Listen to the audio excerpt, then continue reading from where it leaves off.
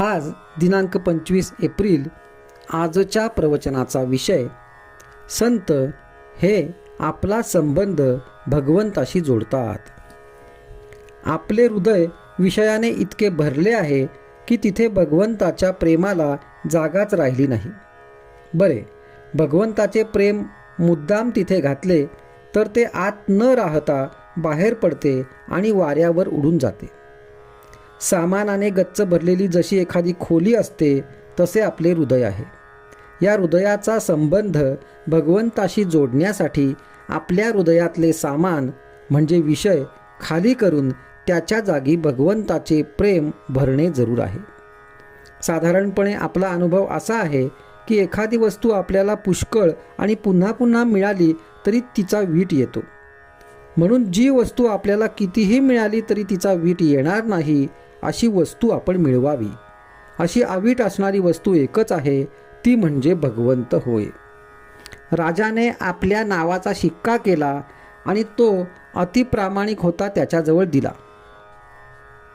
त्याप्रमाणे भगवंताने आपले नाम संतांना दिले. त्यामुळे संत जे करतील त्याला मान्यता देणे भगवंताला जरूरच आहे. आपण आणि संत यांच्यामध्ये मनुष्य या दृष्टीने फरक नाही, पण फरक आहे तो हा की संत हा जसे बोलतो तसे वागतो, तर आपण बोलतो चांगले आणि वागतो मात्र त्याच्या उलट. आपल्या स्वार्थाच्या आड कोणी आले की आपण वाईट बोलतो. ज्याच्यावर आपण प्रेम करतो त्याच वस्तूवर दुसऱ्याने प्रेम केले तर आपण त्याला नावे ठेवतो. आपण नुसती नीतीची तत्त्वे जेव्हा सांगतो तेव्हा अगदी चांगले बोलतो, पण वागताना मात्र उलट वागतो. यासाठी आपण अशी कृती करूया की आपल्याला नंतर तसे बोलता येईल.